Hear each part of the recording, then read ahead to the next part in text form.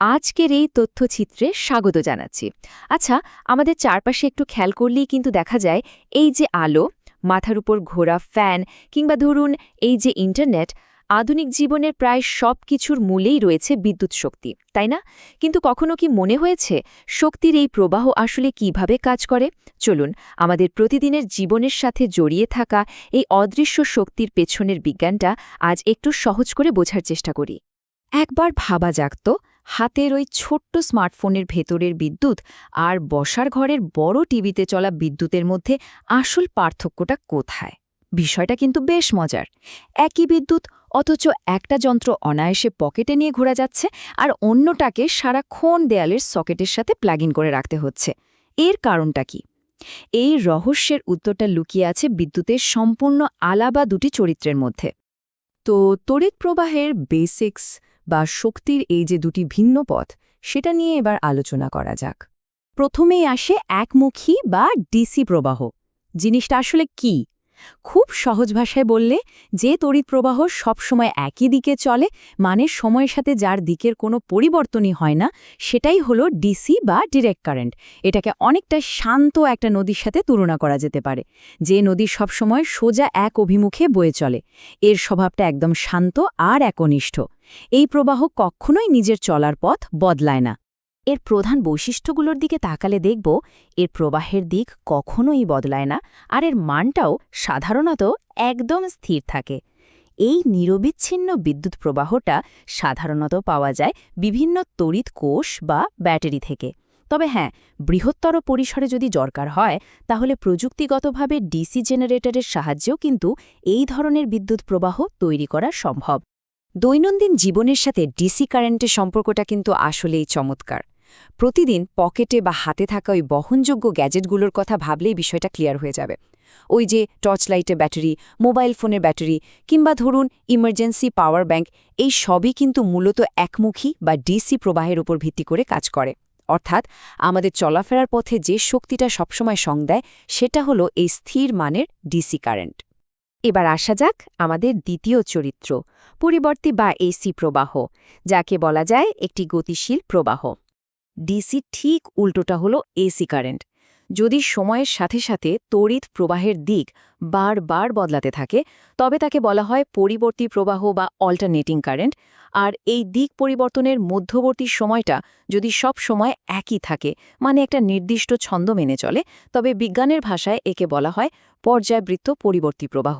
সোজা কথায়, এটা ডিসির মতো এক রোখা নয়, বরং একটা নির্দিষ্ট তাল বা ছন্দ মেনে ক্রমাগত পাল্টাতে থাকে। এই প্রবাহের ক্ষেত্রে দিক যেমন বারবার পাল্টায়, এর মানও কিন্তু তেমনি ক্রমাগত ওঠানামা করে। অবাক করা বিষয় হল, বর্তমান বিশ্বের প্রায় প্রতিটি দেশের মূল বিদ্যুৎ গ্রিড পুরোপুরি এই এসি প্রবাহের ওপরই নির্ভরশীল। কিন্তু কেন? কারণটা খুবই প্র্যাকটিক্যাল। বড় বড় বিদ্যুৎ উৎপাদন কেন্দ্রগুলোতে ডায়নামোর সাহায্যে এই এসি কারেন্ট তৈরি করা এবং মাইলের পর মাইল তারের মাধ্যমে দূরদূরান্তে সরবরাহ করাটা তুলনামূলকভাবে অনেক বেশি সহজ এবং সাশ্রয়ী। একেবারে গেম চেঞ্জার একটা ব্যাপার।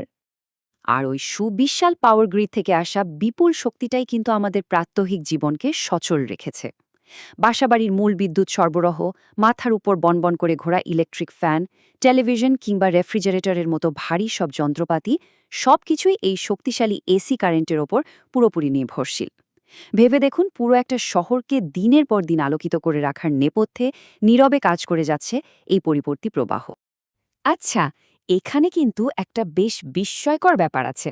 এই যে এসি কারেন্টের দিক পরিবর্তনের কথা বলা হচ্ছে, এটা ঠিক কত দ্রুত ঘটে, কোনো আইডিয়া আছে? বাংলাদেশে এই পর্যায়বৃত্ত পরিবর্তী প্রবাহ প্রতি সেকেন্ডে ঠিক 50 বার নিজের দিক পরিবর্তন করে। একদম ঠিক 50 বার।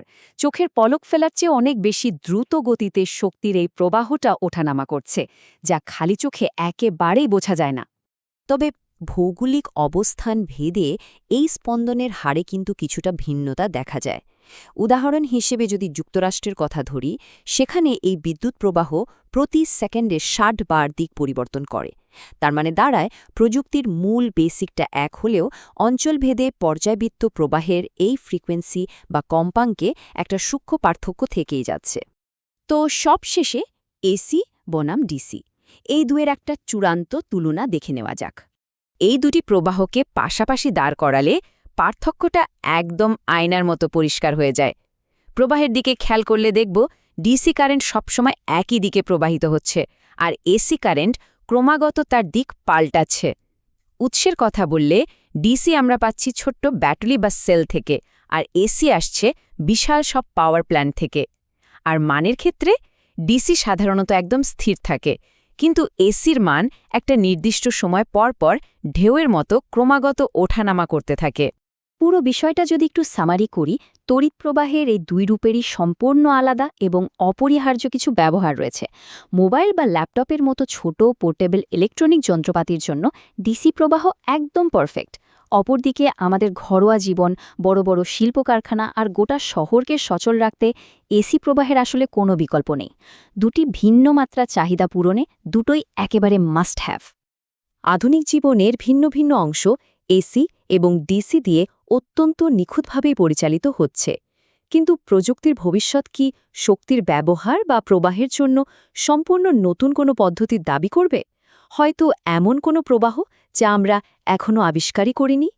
আমাদের চারপাশের শক্তির এই অদৃশ্য জগৎ আর এর ভবিষ্যৎ সম্ভাবনা নিয়ে একটু ভাবার অবকাশ রেখেই আজকের এই তথ্যচিত্রটি এখানেই শেষ করছি। সাথে থাকার জন্য অসংখ্য ধন্যবাদ। আশা করি শক্তির এই রোমাঞ্চকর প্রবাহ সম্পর্কে বেশ চমৎকার কিছু তথ্য আজ জানা গেল।